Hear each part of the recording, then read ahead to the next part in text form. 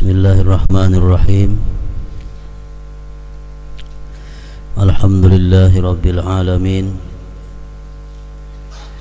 Wassalatu wassalamu ala ashrafil anbiya'i wal mursalin Sayyidina wa maulana Muhammadin wa ala alihi wa sahbihi ajma'in. Amma ba'd. Yang kita hormati dan kita cintai para habaib, para alim ulama, guru-guru agama, muhibbin, hadirin dan hadirat rahimakumullah. Pertama-tama selalu kita panjatkan puji syukur kehadirat Allah Subhanahu wa taala atas anugerah yang selalu diberikan kepada kita semua, sehingga kita dapat kembali berkumpul bersama-sama di majelis yang penuh berkah ini. Dan pula salawat dan salam selalu kita haturkan keharibaan junjungan kita Nabi besar Muhammad sallallahu alaihi wasallam, dan juga kepada seluruh keluarga, para sahabat, zurriyat, pengikut beliau ila yaumil qiyamah.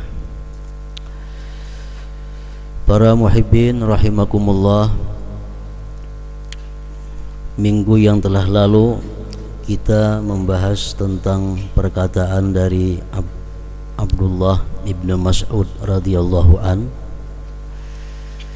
yang mana beliau berkata, inna fi suratin nisa ala khamsa ayatin ma yasurruni anna li bihad dunya wa ma fiha, bahwa dalam surat An-Nisa, surat keempat daripada Al-Quran, ada 5 ayat yang sangat menggembirakan kepadaku. Yang pertama sudah kita ketahui, yaitu ayat yang berbunyi intajtanibu kaba'ira ma tunhauna anhu nukaffir ankum sayyi'atikum wa nudkhilkum mudkhalan karima. Ayat yang kedua, innallaha la yazlimu mithqala dzarrah wa in taku hasanatan yudha'ifha wa yu'ti min ladunhu ajran 'azima. Dan kemudian ayat yang ketiga,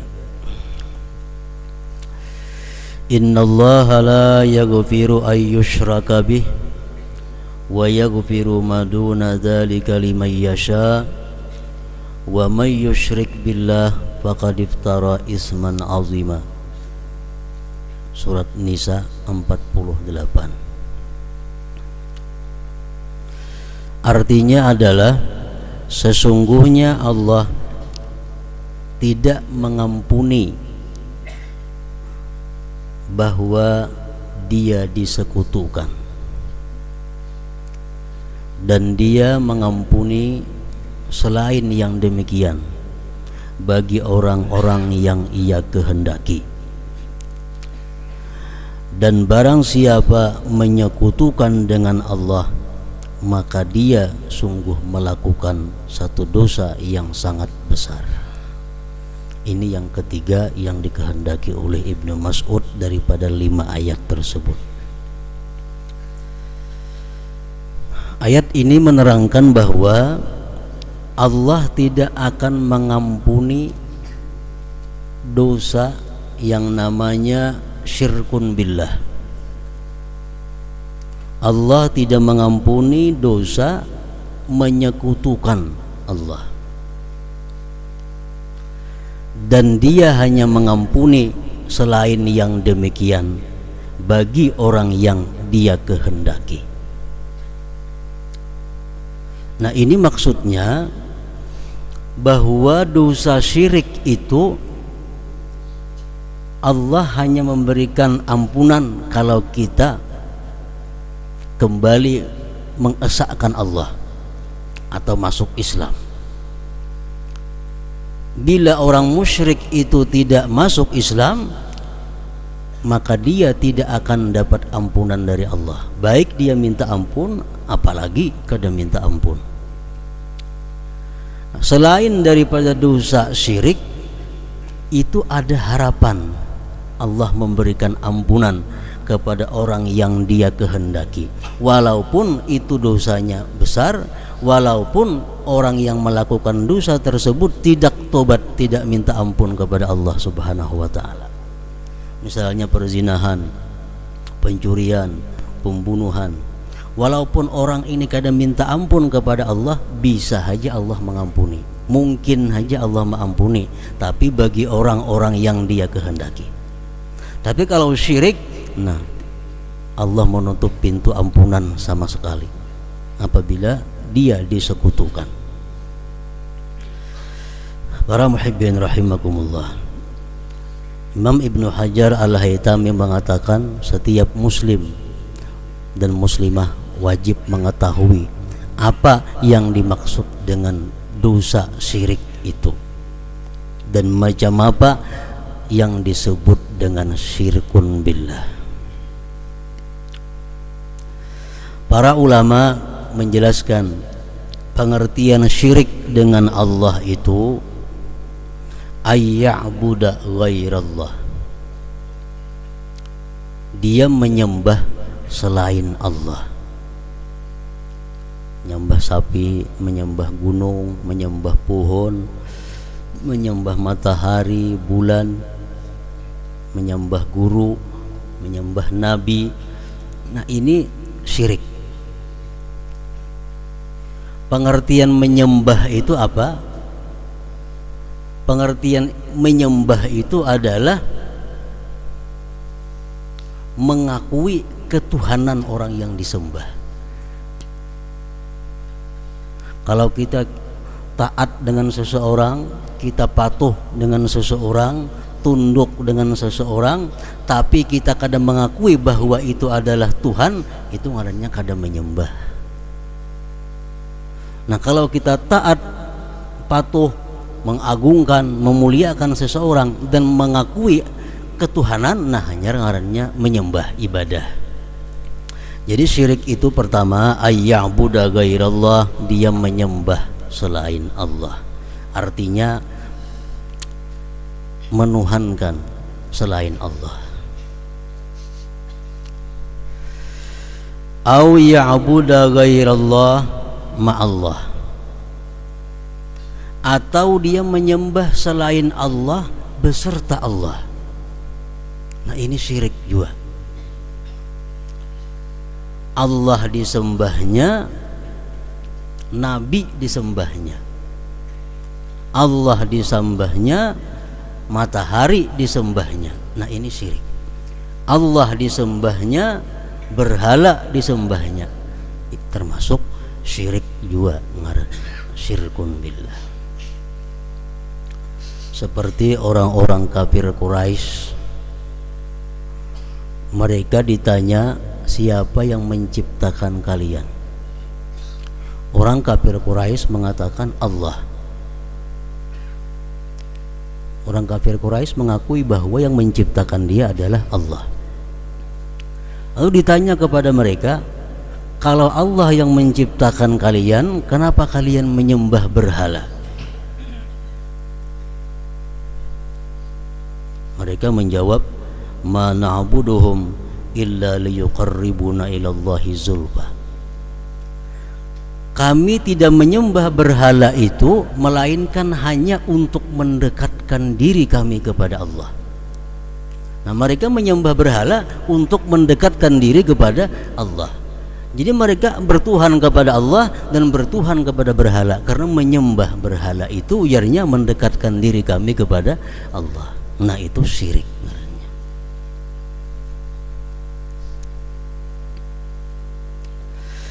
Au ya'taqida ta'sir al-asbab ma'allahi ta'ala, atau ma'iktikadkan memberi bekasnya sebab beserta Allah Ta'ala.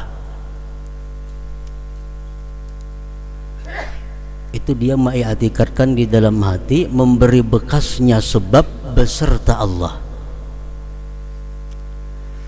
Kenyang itu dengan sebab makan. Jadi yang menganyangi itu jadinya makan lawan Allah Ta'alanya. Nah itu termasuk syirkun billah, syirik dengan Allah. Yang menyembuhkan itu jadinya sebabnya ubat beserta Allah Ta'ala. Nah, dia sebab dijadikannya kawan Allah untuk menyembuhkan. Makanan dijadikannya bersama Allah untuk kenyang. Nah, ini termasuk syirik juga ngarannya, syirkun billah.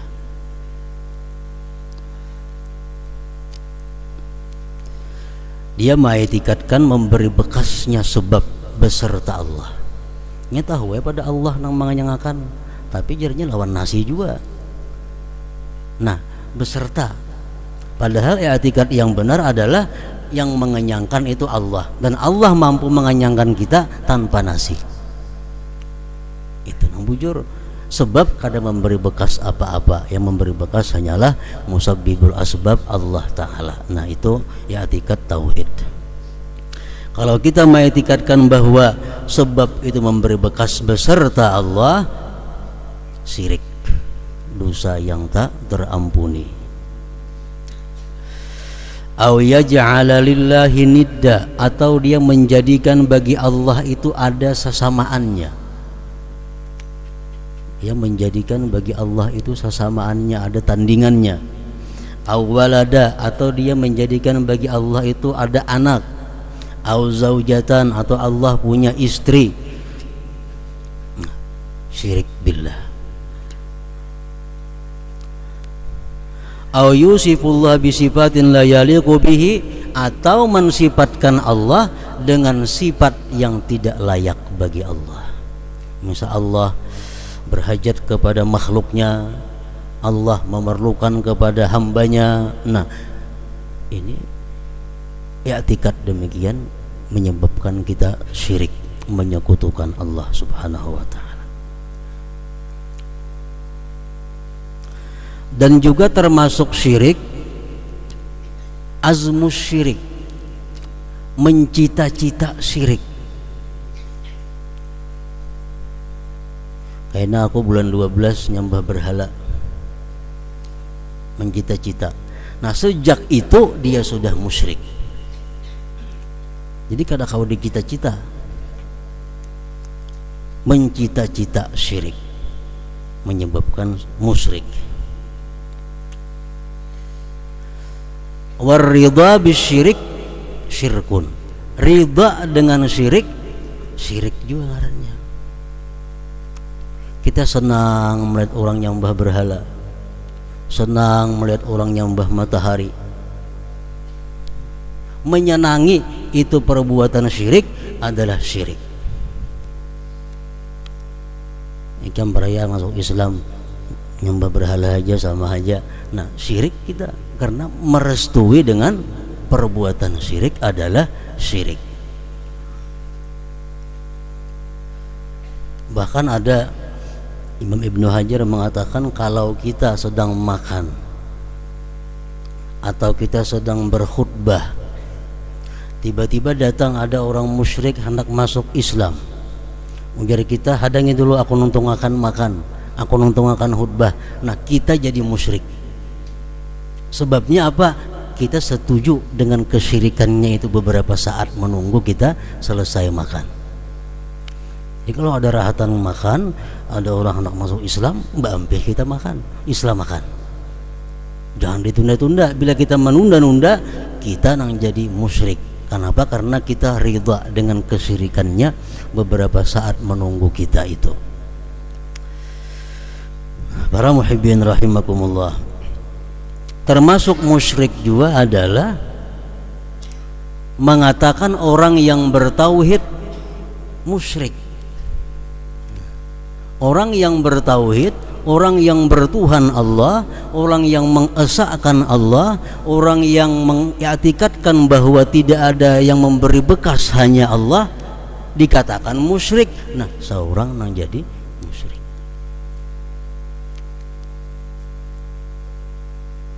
Mendawa, memanggil, menyambat orang mukmin sebagai musyrik, nah berarti kita musyrik.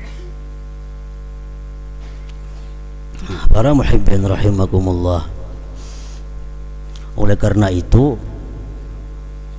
Dituntut kehati-hatian yang sangat besar oleh agama kita. Jangan hendak mencap orang itu kafir, jangan hendak mencap orang itu Yahudi, jangan hendak madahkan orang itu Nasrani, jangan hendak madahkan orang itu musyrik kalau kita belum tahu pasti orang itu.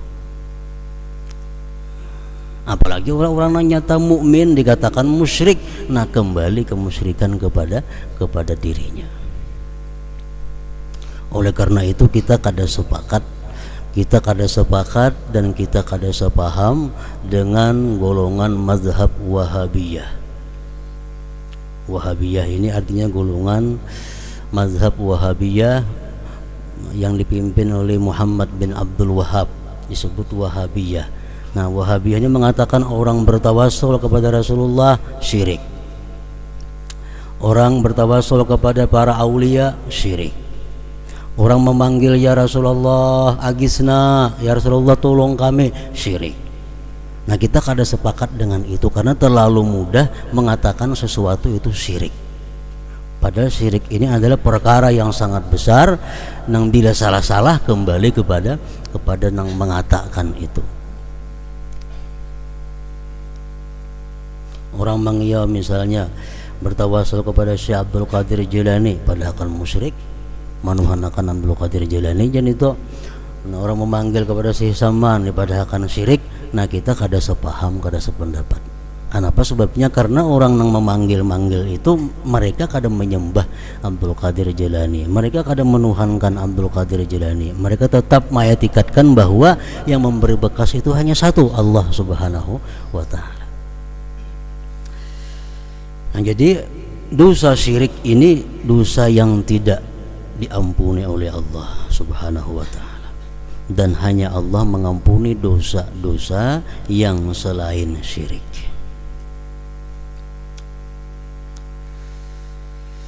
Kemudian yang keempat, firman Allah dalam surat An-Nisa tadi, walau annahum idz zalamu anfusahum ja'uka fastaghfirullaha wastaghfara lahumur rasul lawajadullaha tawwabar rahima. Nah, ini ayat ujar Ibnu Mas'ud, salah satu ayat yang sangat menyenangkan hatiku. Artinya, walau annahum idz zalamu, jikalau mereka itu berbuat zalim akan diri mereka, maksudnya berbuat dosa, kalau mereka berbuat maksiat, ja'uka, mereka datang kepada engkau wahai Muhammad, dan mereka meminta ampun kepada Allah dan memintakan ampun bagi mereka oleh Rasulullah, Allah pasti menerima tobatnya dan Allah pasti menyayanginya. Jadi kalau kita bagaimanapun dosa yang kita lakukan, kita minta ampun kepada Allah, kita datang ke wadah Rasulullah, kita minta Rasulullah memintakan ampun tentang kita kepada Allah, Allah pasti mengampuni seberat apapun dosa kita. Jadi inilah kenyamanannya orang hidup di masa Rasulullah Sallallahu Alaihi Wasallam. Mereka berbuat dosa, mereka minta ampun kepada Allah, datang kepada Rasulullah. Kalau sudah Rasulullah memintakan ampun kepada Allah, pasti diampuni oleh Allah Subhanahu Wa Taala. Apakah itu berlaku semasa beliau hidup? Menurut para ulama ahlu sunnah wal jamaah, tidak. Itu berlaku sampai kapanpun, sampai apabila pun tetap berlaku. Nah, dikisahkan satu hikayat di dalam tafsir Ibnu Katsir, ini kisah dimuat oleh beliau. Ada salah seorang ulama besar yang bernama Al-Utbi. Al-Utbi ini salah seorang di antara gurunya Imam Syafi'i radhiyallahu an. Imam Al-Utbi, Syekh Al-Utbi ini bercerita, sidin ziarah ke kubur Rasulullah, duduk. Tiba-tiba datang seorang laki-laki ke kubur Rasulullah itu, dan laki-laki itu berkata, Assalamu alayka ya Rasulullah, innallaha ta'ala yaqul walau annahum idz zalamu anfusahum wa ja'uka fastaghfirullah wastaghfara lahumur rasul lawajadullah tawwabar rahima. Ya Rasulullah, sudah wafat Rasulullahnya, kuburnya didatangi. Ya Rasulullah, Allah berfirman, siapa-siapa yang berbuat zalim, dia datang kepada engkau, dia minta ampun kepada Allah, dan engkau mintakan ampun baginya kepada Allah, Allah menerima tobatnya, Allah menerima ampunannya, memberikan ampunannya. Lalu ujar si laki-laki tadi, wa qad ji'tuka mustaghfiran li dzambi mustasfi'an bika ila rabbi. Aku datang ke kubur engkau ini wahai Rasulullah, minta ampun untuk dosa-dosaku, dan aku minta syafaat engkau agar engkau memintakan ampun kepada Allah Subhanahu wa ta'ala. Lalu seorang laki-laki tadi bersyair di kubur Rasulullah, ya khaira man dufinat bil qa'i a'zumuhu fataba min tibihin alqa'u wal akamu nafsil fida li qabrin anta sakinuhu bihil afafu wa fihil judu wal karamu. Lalu ujar Al-Utbi tadi, aku tertidur di samping kubur Rasulullah itu. Dalam tidurku aku bermimpi ditemui Rasulullah sallallahu alaihi wasallam. Dalam mimpi itu Rasulullah berkata, "Ya Utbi, hai Utbi, cari laki-laki tadi. Cari laki-laki tadi dan kabarkan kepada dia bahwa Allah telah mengampuni dosa-dosanya." Nah, ini orang yang datang ke kubur Rasulullah sallallahu alaihi wasallam minta syafaat kepada beliau untuk dimintakan ampun kepada Allah Subhanahu wa taala. Itu disebut dalam tafsir Ibnu Katsir. Jadi kalau orang-orang yang hidup di masa Rasulullah, mereka datang kepada Rasulullah, ulun berbuat dosa wahai Rasulullah, ulun minta ampun kepada Allah, pian pulang nah mintakan ampun, ulun selesai sudah. Orang nangkawa ke Madinah datang ke kubur Rasulullah. Jadi anjurkan kalau kita datang ke kubur Rasulullah, kita minta ampun kepada Allah, kita minta syafaat Rasulullah agar dosa-dosa kita diampunkan oleh Allah Subhanahu wa ta'ala. Nah, kemudian yang kelima, wa may ya'mal su'an aw yadhlim nafsah summa yastaghfirillah yajidillaha ghafurar rahima. 110 surat An-Nisa. Siapa yang beramal jahat atau dia menzalim, menganiaya dirinya, kemudian dia minta ampun kepada Allah, Allah pun dia temui Maha Pengampun dan Maha Penyayang. Nah, ini untuk orang-orang kita yang ada di sini. Rasulullah sudah wafat, kita kada bertemu beliau, kita kada kawa ke kubur beliau untuk mintakan ampun kita kepada Allah. Nah, kita di sini pun kalau kita bujur-bujur minta ampun kepada Allah atas segala dosa, ya jidillah ghafurar rahimah, dia dapati Allah itu Maha Pengampun dan Maha Penyayang. Nah, jadi 5 ayat ini ujar Abdullah bin Mas'ud mengatakan lebih aku sukai daripada dunia dan isinya. Para muhibbin rahimakumullah.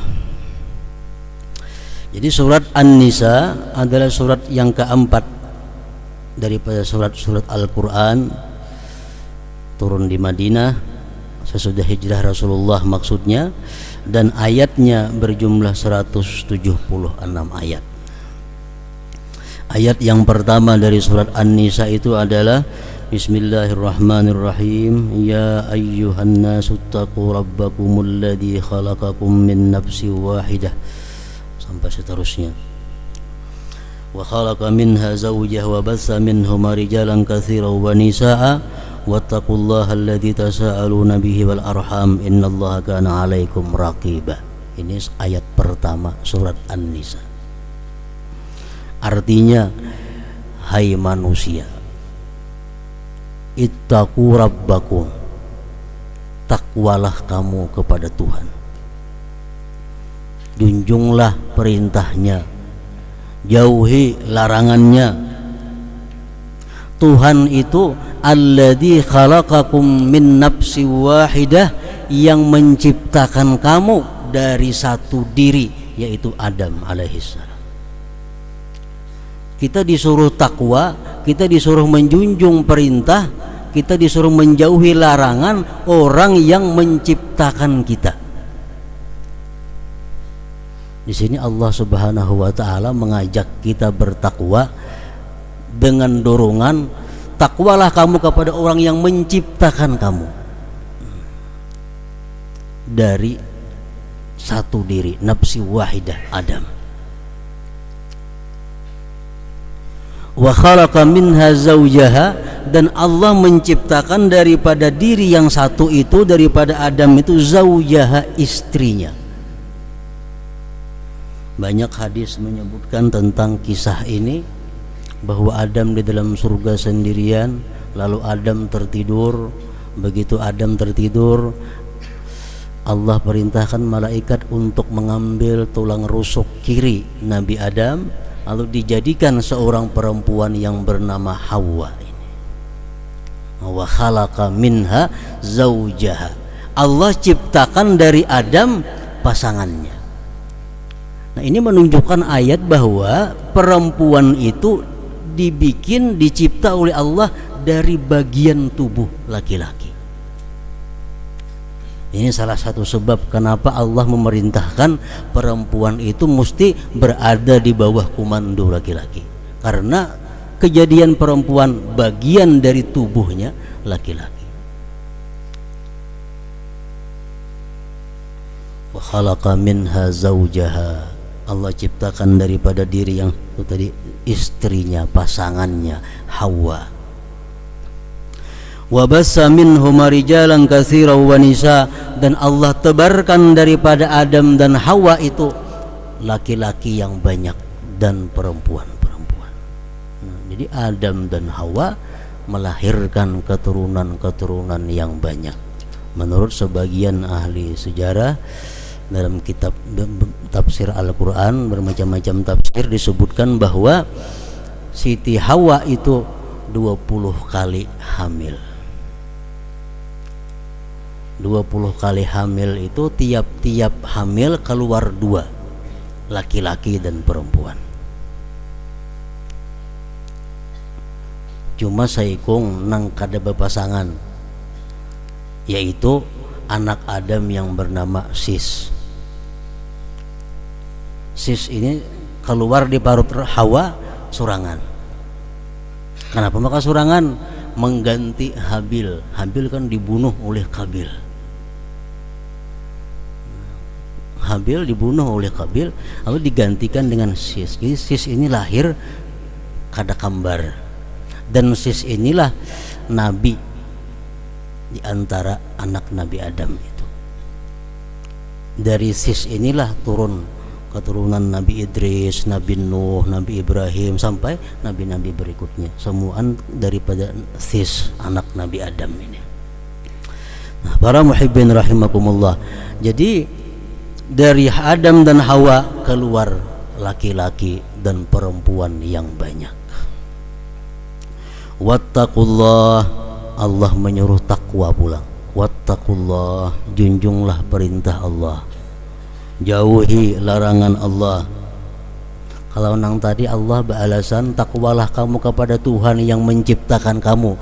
Di sini lain lagi, takwalah kamu kepada Tuhan yang kamu sering minta-minta kepadanya. Alladzi tasaalun, yang kamu sering kali minta kepadanya. Wal arham, dan takutlah kamu memutus hubungan keluarga. Nah, para muhibbin rahimakumullah. Jadi ayat yang satu ini banyak menimbulkan, banyak menyebarkan beberapa hukum-hukum Allah Subhanahu wa taala. Antara lain di sini wal arham, takutlah kamu memutus silaturahim.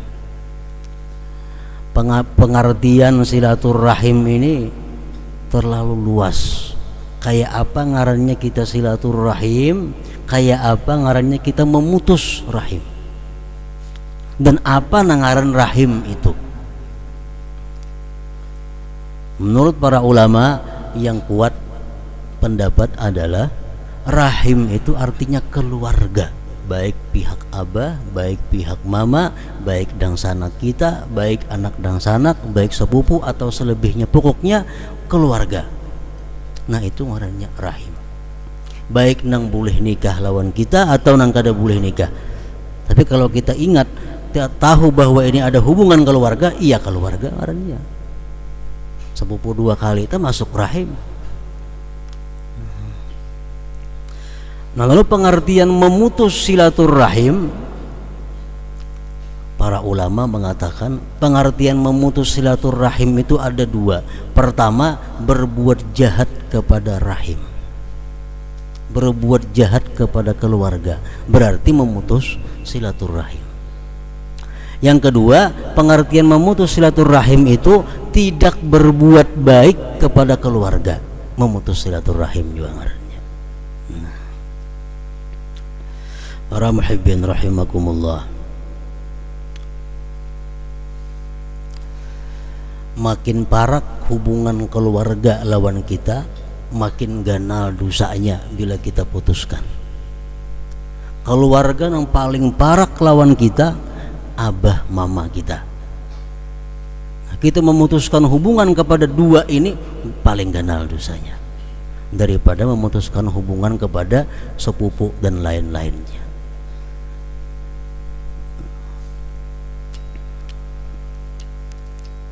Kalau kita umpamanya disarui oleh sepupu kita, kita kada datang.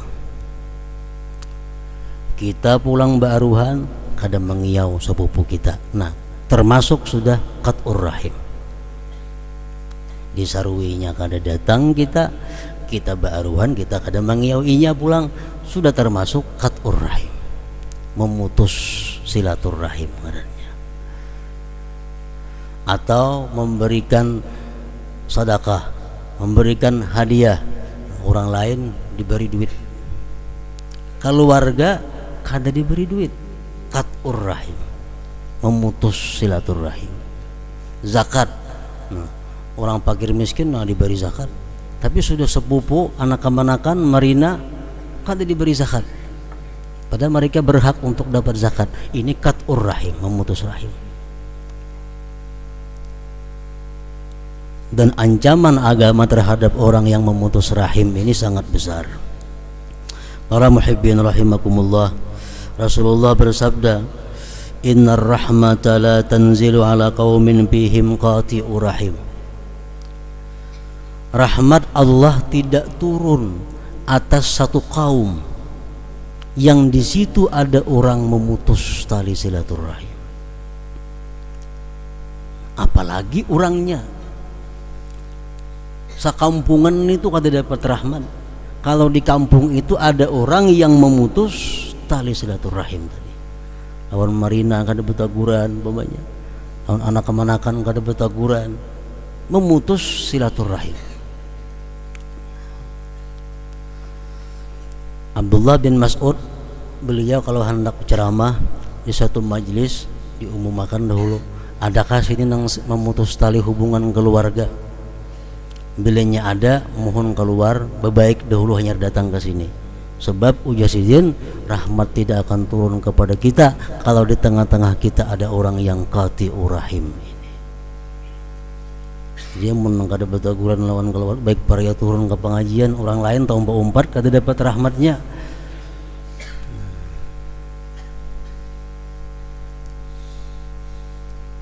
Innar rahma la tanzilu ala qaumin fihim qati'ur rahim. Imam Ali Zainal Abidin berwasiat kepada anaknya Muhammad Al-Baqir, la tusahib qati'a rahim. Ikam nakai jangan bakawan orang nang memutus hubungan keluarga, karena aku dapati orang yang memutus hubungan keluarga itu dilaknat Allah dalam Al-Quran beberapa kali.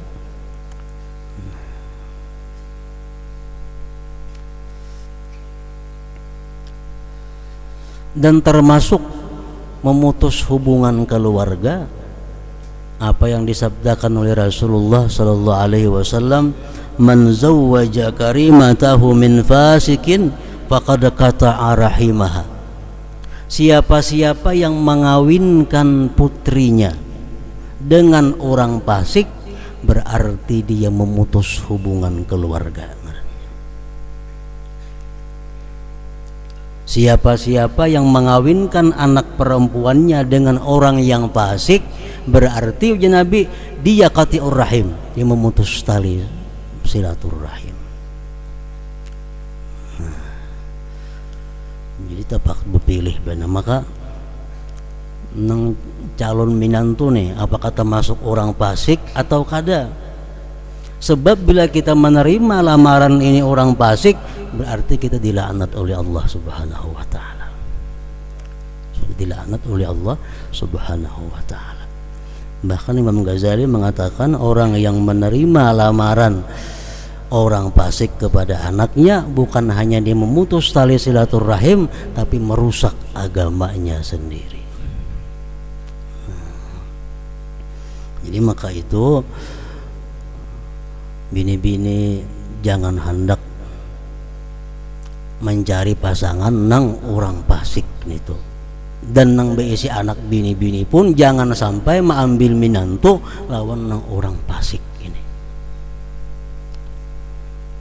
Orang nang melakukan riba fasik, orang nang suka minum arak fasik, orang nang korupsi fasik. Banyak fasik itu.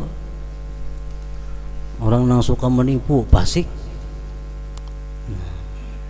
Bila kita mengawinkan anak perempuan kita dengan orang fasik, kita termasuk qati'ur rahim, orang yang memutus hubungan keluarga. Dan kanak-kanak pun, remaja-remaja pun hendak bebini atau hendak balakin itu wajib taat kepada orang tua. Jangan orang tua kada merestui lari. Nah, tajun. Ini kita kada bisa membayangkan satu keluarga yang hidupnya dilandasi dengan durhaka kepada orang tua. Pernikahan yang kada direstui oleh orang tuanya, berarti kita membangun satu rumah tangga di atas durhaka kepada orang tua. Pasti rumah tangga ini akan hancur. Pasti rumah tangga ini akan dikutuk oleh Allah Subhanahu wa ta'ala. Jadi bagaimanapun persetujuan daripada kedua orang tua itu merupakan syarat utama untuk mencari jodoh pasangan hidup itu, supaya rumah tangga ini menjadi rahmatan, wasakinatan, mawaddatan dan sebagainya itu. Para muhibbin rahimakumullah, innallaha kana 'alaikum raqiba. Sesungguhnya Allah adalah atas kamu itu mengintai. Tadi Allah menyuruh takwa, Allah mengintai. Allah melarang memutuskan silaturahim, Allah mengintai. Allah bukannya menyuruh kada mengawasi lagi, kada. Allah menyuruh dan mengintai. Innallaha kana 'alaikum raqiba. Nah, sesungguhnya Allah atas kamu selalu mengintai. Dimanapun kita berada, kada akan lepas daripada intaian Allah Subhanahu wa ta'ala. Nah, jadi ini ayat cukup untuk membuat kita takwa kepada Allah Subhanahu wa ta'ala. Ini ayat cukup untuk kita berhati-hati dalam berbuat, berkata dan lain sebagainya, karena Allah raqibah, Allah selalu mengintai kepada kita. إلى حضرة النبي صلى الله عليه وسلم الفاتحة. الشيطان الرجيم بسم الله الرحمن الرحيم صراط الذين أنعمت عليهم. أشهد أن لا إله إلا الله وحده لا شريك له وأشهد أن سيدنا محمدا عبده ورسوله. لا إله إلا الله أستغفر الله. لا إله إلا الله نستغفر الله. لا إله إلا الله نستغفر الله. لا إله إلا الله ونتوب إلى الله. لا إله الله محمد رسول الله صلى الله عليه وسلم فيا أيها الراجون منه شفاعة صلوا عليه وسلموا تسليما